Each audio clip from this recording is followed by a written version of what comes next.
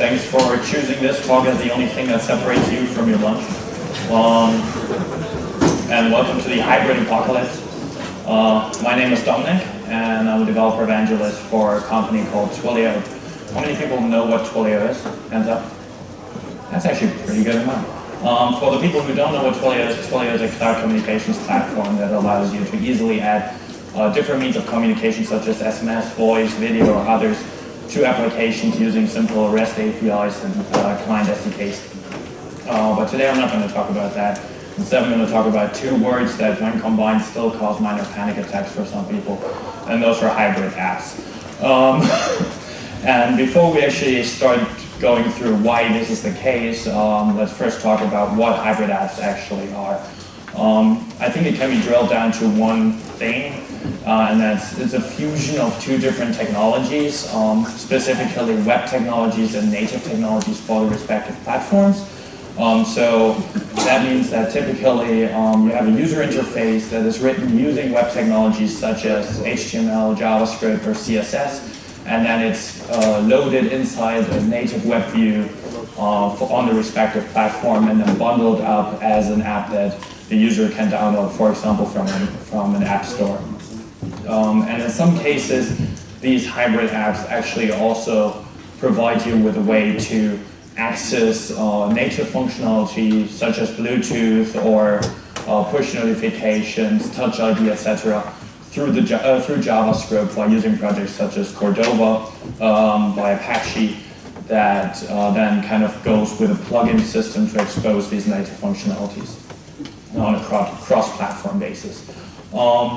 So why are people scared of this? There are actually multiple reasons, because overall this approach sounds pretty great, but there are a couple of reasons that cause people being really scared of them. And two people that definitely contributed to this. The first person is Steve Jobs. When they announced the first iPhone, the iPhone didn't have an app store. All the apps, as he announced, were supposed to be written in HTML5 and then basically just loaded through Safari on the phone. But when they announced the second iPhone, they already kind of pedaled back on that and were like, okay, never mind, let's write everything in Objective-C, and here's our app store. There are obviously multiple reasons for this. First of all, it's really great to make money. You can't really charge for the web that well. And then there are obviously other reasons as well. But basically what happened was that suddenly everyone who was focusing on creating these very lightweight mobile websites that you could load via Edge were like, never mind, let's actually make the user go to their Wi-Fi and then download something that is way bigger just to view the news. So everyone was kind of going back and was like, all right, let's write native apps. The other person that contributed to this is Mark Zuckerberg.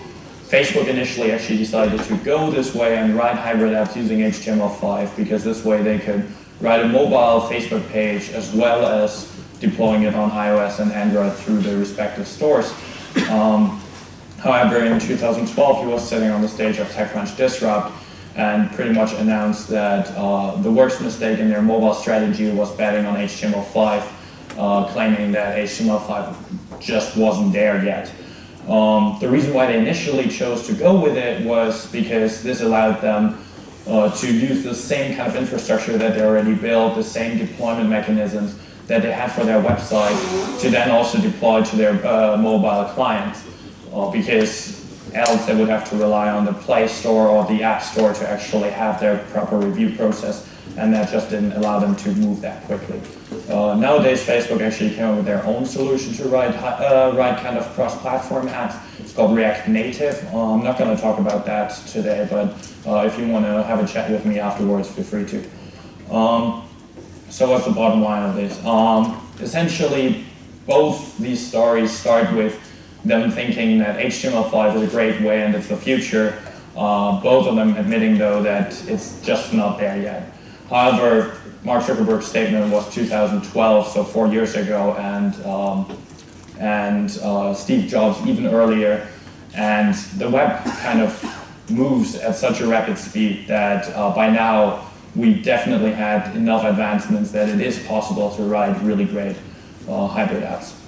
Quick disclaimer, I'm not advocating that every app should be written as a hybrid app. There are certainly reasons for you to write native apps. First of all, if you're planning to write a very high-performant game, then and you want to get really the most out of the hardware, then certainly writing a native app is what you want to do. Same goes for if you have an army of mobile developers, feel free to not make them write JavaScript, but rather the language that they feel comfortable with. But there are certainly good reasons for you to consider hybrid apps. The typical argument that comes first is we can build cross-platform, and I think that's a very important point because the amount of platforms that you want to target nowadays is huge. First of all, if you want to build a mobile app, you need to develop something for iOS or Android, and if you want to target the business, I know some people are skeptical because I put Windows on there, but if you want to target businesses, you still might want to consider developing for Windows, especially if you then want to port this to the desktop. At least for Windows, it's the same code. For everything else, you also need to develop for Mac OS, and then for Linux, maybe for different distributions. And then all of that, those are already 6 platforms, but then there's one more, and that's the web. So basically, you already have to develop, if you really want to allow the user to choose the platform that they want to interact with your product on, you pretty much have to cover, let's say, 5 up to 7 platforms, depending on whether you want to put Windows in there. Although on the desktop, it is a large share. So you definitely want to consider this, but the question is, do you have the time and the resources to spend a bunch of time on developing for each of these platforms, or hire developers that can work on all of these? Because sure, an iOS developer might be able to write a Mac OS app, or an Android developer might be able to write some Java that can run on the desktop then, but does this really give you this great native user experience that you were targeting in the first place that made you choose native apps over hybrid apps? The other thing is not reinventing the wheel.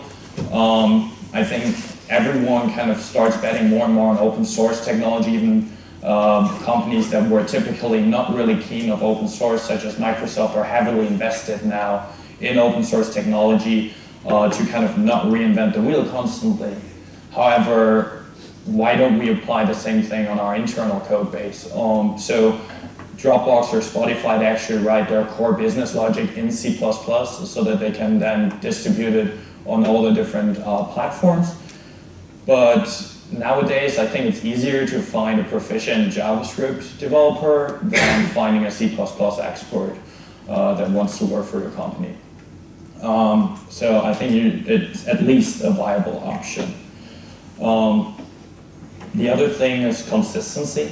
So sure, an iOS app should feel like an iOS app, because if you have someone who is using iOS or who's using Android and is very familiar with that platform, when they download your app, they should feel familiar with your app. But just like that, a person that comes from a different platform, say from your web client or something, and never used an Android phone, for example, they should feel comfortable with your Android app, because it should be the kind of same interaction model. And I think Spotify does a great job here because they have the same structure of application in across all platforms. You kind of immediately feel like you're in their app rather than in an Android app or an iOS app. However, they still kind of do these minor tweaks where they relocate some things where the person really expects it to be, or change the native toggle to be the one that you're used to from Android rather than showing the iOS toggle because it fits better their design language or something. So this consistency, I think, is very important, that it's not just an app for that platform, it's your app, and that's something that is hugely important if you want to have a great user experience. So why is developing a great hybrid app then so difficult? Well, it's first of all still web development. So you still need to deal with multiple rendering engines, for example, but contrary to normal web development, in a lot of cases these rendering engines are operating system dependent, which means that you don't have a control over this, neither can you suggest your your users, like WhatsApp used to do, where their web version only worked on Chrome. You can't just suggest, hey, download Chrome or something, because the suggestion would be, hey, switch your operating system, or buy a new phone or something. That's not really feasible. But it still gives you this kind of pain, because that means that if you develop a hybrid app and ship this, and then, I don't know, iOS decides to update mobile Safari and change something that was previously a bug that is now fixed, but you were building around this bug, well, then your app might be broken. And then the other thing is, just like with any other app that you develop, performance is key, and developing for multiple rendering engines while trying to use the same code, yet kind of trying to not, kind of writing performing code can be difficult. There are great apps, though, that are hybrid apps and show that it is possible. Gmail and Evernote are two examples of these that are actually hybrid apps that you don't really realize that they're hybrid apps. And I think that's the key, because when you're thinking of great hybrid apps, you probably have less in your head because you don't realize that they're hybrid apps. It's the contrary for horrible hybrid apps. Like, this is one that I have on my phone. It's the Barclaycard app. It's horrible. It first of all looks already really painful, and then it just doesn't adhere to some things, like it doesn't color the status bar like the others do, which already immediately makes this look really cheap. And it's a really bad experience. If you want to see it, come after the talk and I can show you the app. But the bottom line here is hybrid apps especially for mobile, are still kind of tricky, because you don't have access to controlling the rendering engine and other kind of things. And you still kind of have to deal with a couple of tricky situations, especially with vendors like iOS. However, while the future for mobile hybrid apps is kind of unknown, I think there's a bright future for a different type of hybrid apps, and those are desktop hybrid apps, because our desktops are actually being flooded with hybrid apps without you maybe noticing it. The best example is Spotify. So Spotify is actually a hybrid app that, as I said, for the core business logic, like playbacks, etc., uses a C++ library that they also use on their iOS and Android devices. But for all the UI, they use web technology. So everything is written in HTML, JavaScript, and CSS, even though they use some pre-compilers like Less for the CSS. And if you've used any of the newer code editors like VS Code or Atom, they're actually hybrid apps as well. Especially for Atom, this gives them the possibility to call themselves a hackable editor. Not in an unsecure editor, but something that you can really customize to your needs, because it's just web technology. Like, if you want to turn the whole thing upside down, you can just apply a CSS transform on it, and then you just flip your whole editor. While this will be a bit more difficult if it's a compiled program. And then there are others like Slack, for example, that is a hybrid app as well, which allowed them to quickly kind of introduce desktop applications to their existing web client. And then there's Hyper. I don't know if you heard of Hyper. Hyper is a terminal that initially started off for macOS, but I think it's in Linux already and coming to Windows. But it's also a hybrid app that allows you to, similar to Atom, really customize your editor to your terminal to an extent that other terminals might not be able to. And then, in fact, this slide deck is also loaded in a hybrid app, and I'm going to come back to that in a minute. But most of these hybrid apps that I just showed you are based on the same project, and that's called Electron. So Electron is started off by GitHub as an open source project called Atom Shell, and that was, as the name suggests, the shell that Atom was actually running in and written in. They kind of rebranded it and made it a bit more generic and called it Electron, so that other apps can use it as well. Cool. So if you don't know what Electron is, you can imagine it like a love child between Node.js and Chromium. So it uses Node.js to execute JavaScript logic across the whole base. In the background as well as in the user interface. And then it uses the Chromium rendering engine to render your user interface. So all the HTML, etc. Why would you do that? Well, first of all, it's kind of a natural combination because Node.js is based on V8, V8 being the JavaScript engine that runs in Chrome and Chromium, and then Chromium being the Chromium rendering engine coming from there as well, both being written to run on cross-platform because Chrome is available on all platforms and Chromium as well. So this already gives a great foundation because the technologies are made to work with each other anyways, and they're available cross-platform, so that's great.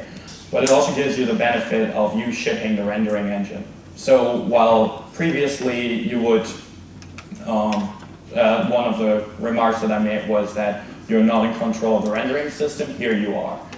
It kind of adds a bit of load to your application, but for example, Slack is 39.5 megabytes, which I think for a desktop application is fine. And especially considering that this allows you that you know that when you develop an app and you ship it, that's the same rendering engine. It looks the same way across all platforms. You don't have to worry about them updating their operating system and suddenly your app changing. And this means that you can focus instead of making it work on multiple rendering engines, you can make it work, make it performant enough. And additionally, it allows you to do cool stuff like this. So I said it runs Node.js everywhere. I'm going to move my cursor. It runs Node.js everywhere, and that means that I can access the file system, for example, and spawn child processes. That means I can write Python here, for example, and then where's my cursor?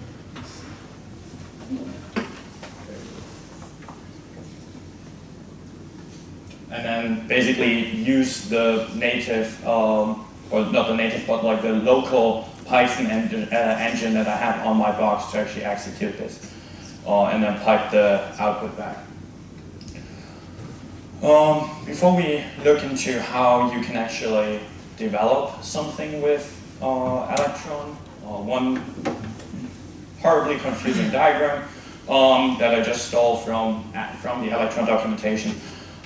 Basically, the bottom line here is there are two types of processes.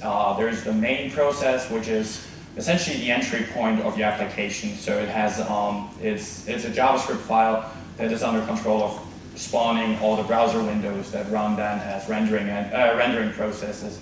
So for every browser window, you have a process, which is similar to how Chrome works anyway. So every tab there has a render process. Everything else here is kind of overload. I'm going to show you also how you can communicate between them. But let's look into how we can actually get started off with such a project.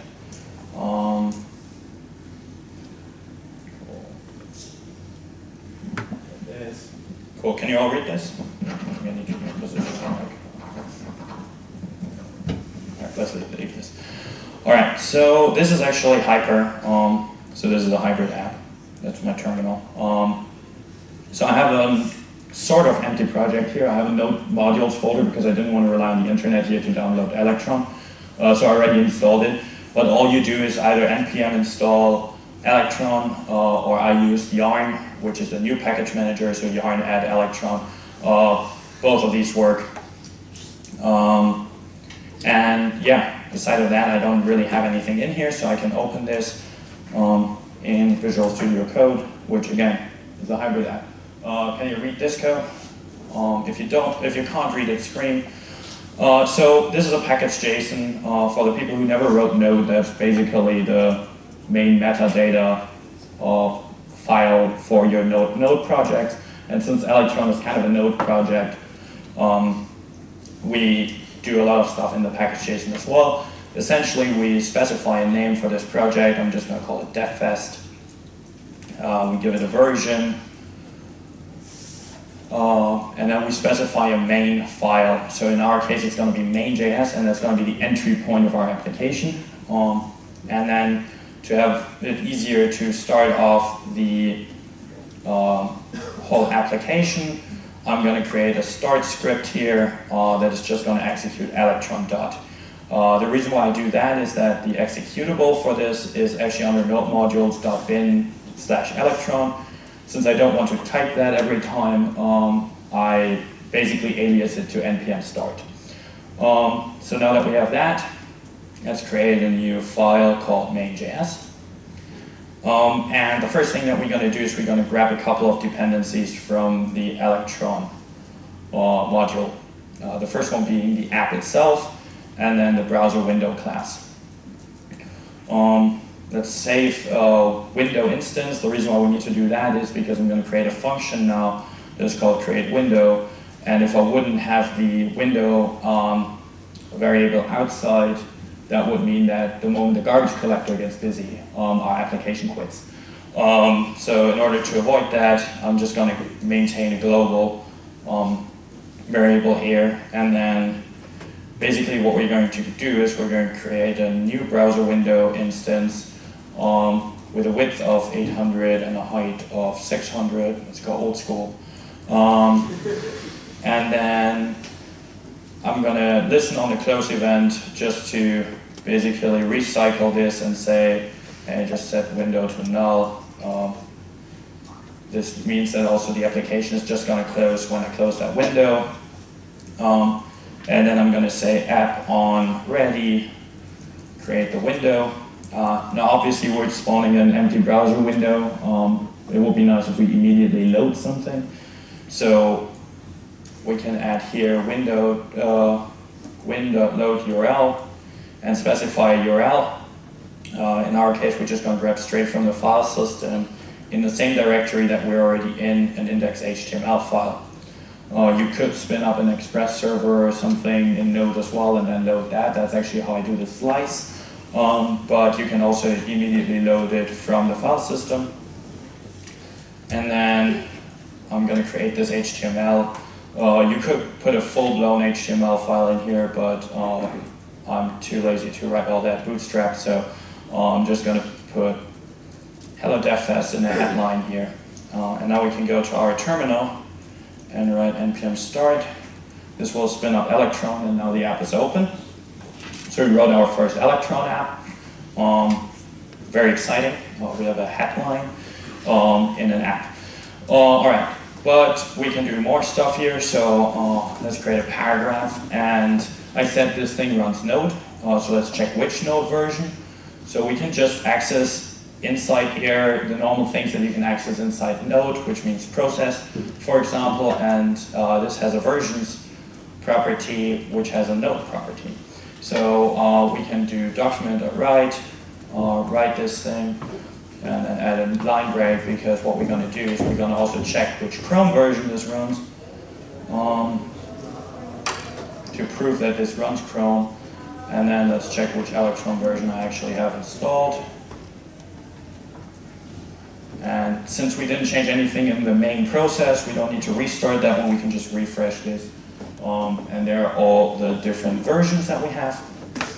So it's Node 6.5, which is fairly new. Chrome 53 and Electron 1.4.5, which is the latest one, I think. There's more things we can do. So I said we're under control of the rendering engine.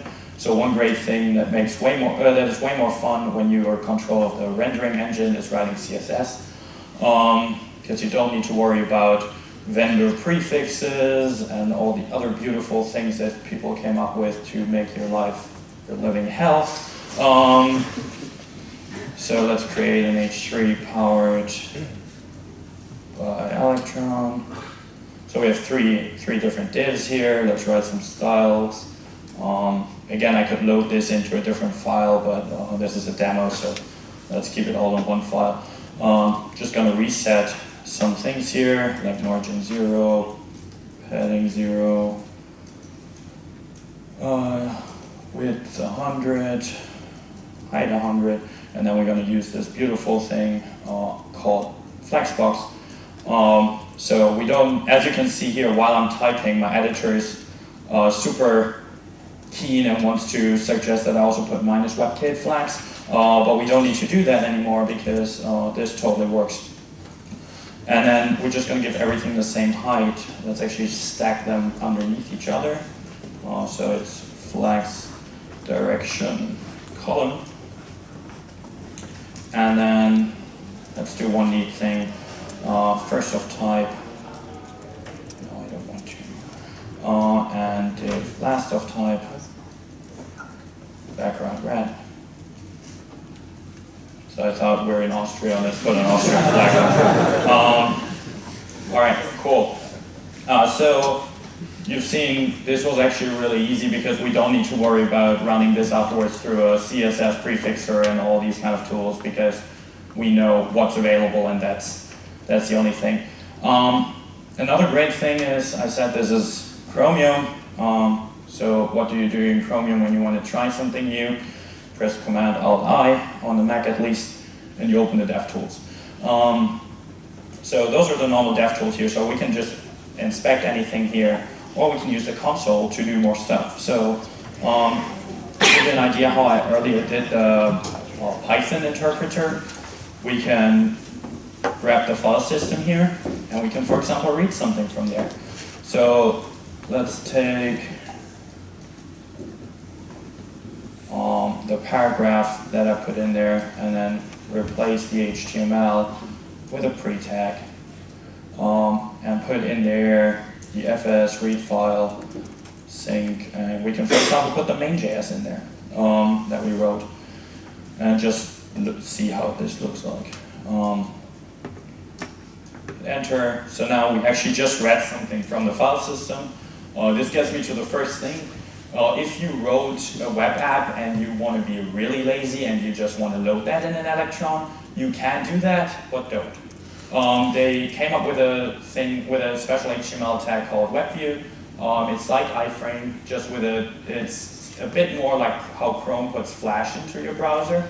So it really sandboxes it to not allow you to do things like this, because that could be funny if your user clicks on a malicious link and suddenly the attacker has access to their whole file system.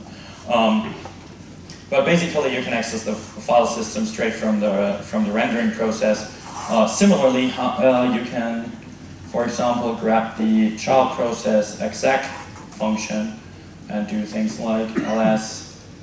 I already kind of tried this earlier. So basically execute an ls on the current directory that we're in and just pipe that output straight to that thing again. So there you go, I just checked my file system. So this is, on the one hand, it's really cool because it kind of gives your like web app a bit of superpowers, but it's really bad if this ends in the wrong hands. So be aware that when you open a link, it actually opens it in the actual browser, which you can easily do. And don't load just any random things in there. You could though, because there's window location, just like any browser, and you can load this, load from there. You could redirect that. So you can do a lot of cool things there. All right, so there are a couple of things though. The typical thing when you're writing a hybrid app is you also want to make use of a couple of more native functionalities, right? So one thing would be that is nice are notifications, because they're in Chrome supported, in Firefox I think behind a flag or something, but they're still not super supported. So if you can tell your users to download the app and then get notifications on their desktop, that's great. So we can do that. So let's add a button here that says ping. And then we're going to create a script here. And in here, we're just going to create a function called notify. And that one just creates a new notification with a title. So this is a title, the best title in the world.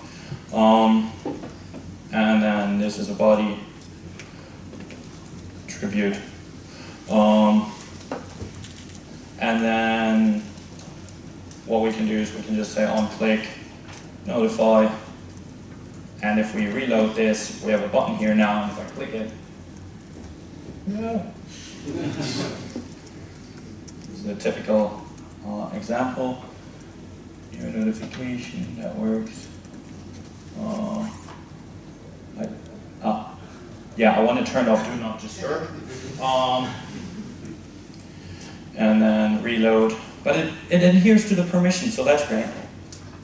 Hey, here we have our notification. So it's a native notification. You can add a couple of other options to it. I think you can customize the sound and change the icon and stuff. So we have that. Another thing that I mentioned is there are two different processes. Sometimes you want to talk between them, especially because there's certain functionality that you can only do in the main process. So let's talk between the two processes. The thing that we use for that is in the main process it's called IPC main. In the renderer it's called IPC renderer. And then we're also going to request the dialog. And what we're going to do is we listen on an event on the IPC main. We call this channel, I don't know, DevFest. And then it's going to get an event and, in our case, an error message. Because what we're going to do is we're going to spin up a new error box with a title, something went wrong, and then the error message. So this is something, this dialogue, opening these dialogues can only be done in the main process. So you need to use the IPC module in this case if you want to interact from the front end based on this. Now that we have that, we need to actually quit the app and restart it because we changed the main file. Let's open the DevTools again and require this IPC. So it's called IPC renderer. Require Electron IPC renderer. So now that we have that, we can send to a channel. So ours was called DevFest, and then we can write a message. And now you can see this is actually a native dialog that was like spun up. Typical question is what's with native functionality like Bluetooth and stuff. The great thing is this is still Node. So for Node.js, there are already Bluetooth modules and things like that. So you can leverage all of these packages as well. Most of them you want to execute in your main process rather than putting them in the renderer. Some of them only work in the main process. And in the case of native modules, you need to compile them for the respective ones, but there are great instructions on the Electron page. So I showed you a couple of things here. One great resource if you want to learn more. Oh, that's the wrong app. That's also, by the way, a hybrid app. But the one that I wanted to open is the Electron API Demos. So Electron API Demos is actually an Electron app written to kind of highlight functionality and give you at the same time the very code that this application used to run this demo. So, for example, you saw me create a browser window. There are also frameless windows to give you an idea how they look. They look like just like view demo. This is now a frameless window, so I don't have a frame to drag this around. I can resize it though. And then I can close the window. To give you an idea, they actually put the code here, so it's only available in the main process, and then they use the so this is the main process. For some reason it says render process, but this is the code of the main process to spin this. There are other things like creating context menus. For example, if you do a right click, this is the context menu that they created, but that you can also trigger it on your own if you like this view demo, for example, does it. And again, the code is here, so the renderer process, this is the button kind of thing, what they did, and all they do is IPC send, show context menu, and then they listen on it here, and then they pop up the window. So this is very nice to check out a bunch of stuff like the dialogues that I had showed. It always says in which processes they're available. It goes a bit deeper into this IPC communication. And you can do other things, like this is a great thing. This is what Slack, for example, uses for the main links, for the magic links. So you can create a URL namespace, just like you do with Android or iOS as well, so that when the browser visits that page, it actually spins up your app. So this is super useful when you want to have a launch application link or something on your inside your web application, for example, and then open this application at a very specific point. So it goes through how you can implement this as well. You can take screenshots through Electron. You can print lots of different stuff. This is a super useful one as well, the tray icons. So those are the ones in Windows in the bottom right, and at Mac there are these ones in the top here. And they have a demo for that as well. So if I click the View Demo, it actually adds a tray icon here with only a remove button, and that's cool. There's a project called Menu Bar, which is based on Electron. It's kind of a skeleton that allows you to easily build menu bar apps. So I don't know if I have one here.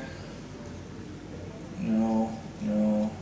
It's these typical ones where instead of the drop down here, this will be a menu bar app, for example. Or this one, where instead of actually just opening a menu, you actually open a window, a web window, and position it right there. It's essentially a hack around figuring out where your icon is and then opening a frameless window underneath it. That's basically what the menu bar does. But it's super useful and allows you to write really cool apps. Cool. So I showed you all of that. Let's jump back into the presentation.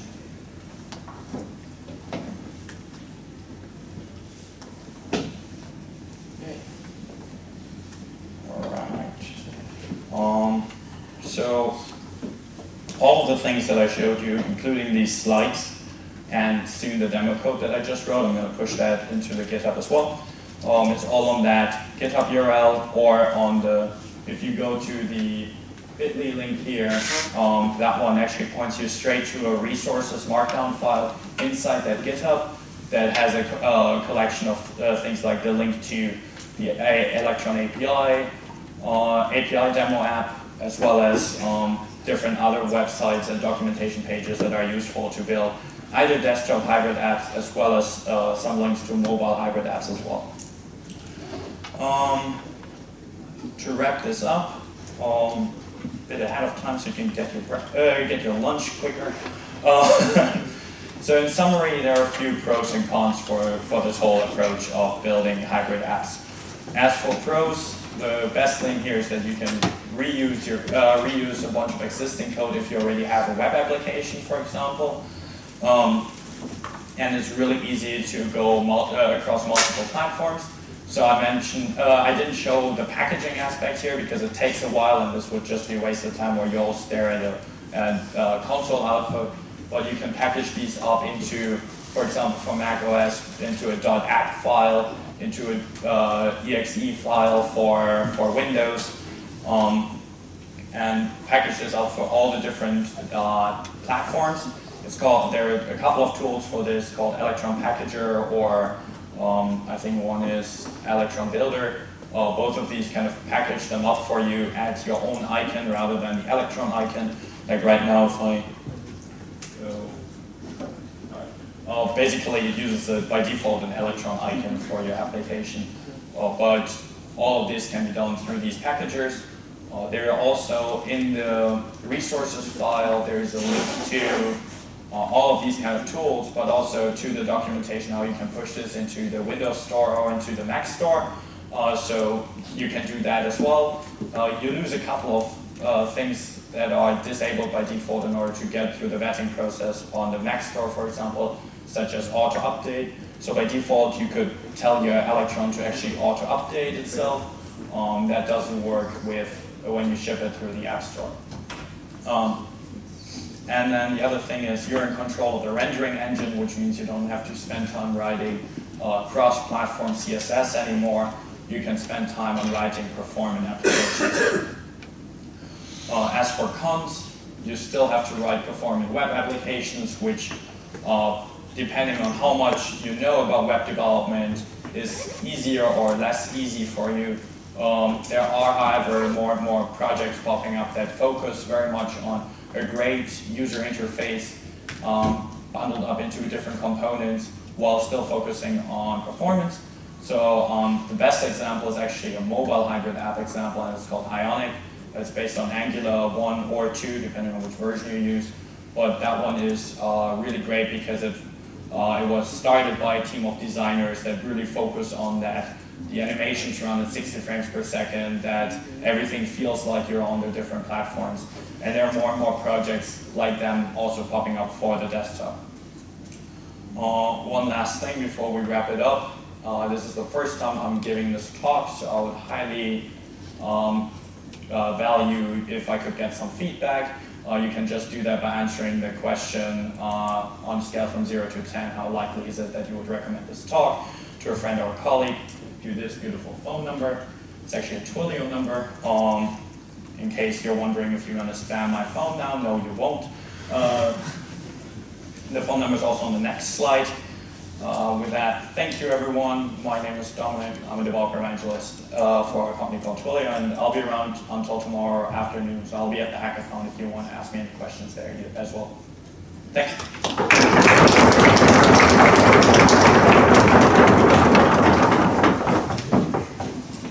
If you want, you can also ask questions now, or you can also ask them in person. I know some people aren't really keen on asking questions in front of an audience. There's one, yeah. Which Windows versions are supported by the set of images generated with this Electron? I think right now it bundles it up into a universal Windows platform thing. So for sure everything 8.8 or and up, I think. But I don't know explicitly. I haven't packaged one for for Windows of myself yet. I mainly right now use it on Mac, but it's very, very visible on the Electron page. Yes? You mentioned like your interface pretty much like Ionic for mobile. What's the most promising at the moment for desktop? Like you mentioned there are some out there. Right now, there are a couple based on React. A lot of people use material design things as well. So I think there's no one thing yet. There are just a couple of projects spawning up. It hasn't really drilled down to one specific one yet. It really depends also on what you want to achieve. So if you want to have a look, this goes back to if you want to have a look that feels like a desktop app, there are some that literally copy the user interface of macOS, for example. There are some others that are just normal CSS frameworks because on desktop you anyways are a bit less limited to resources, so you can use more powerful CSS there anyways. Any other questions? Let's go for lunch. I also have some snacks if you want to do that.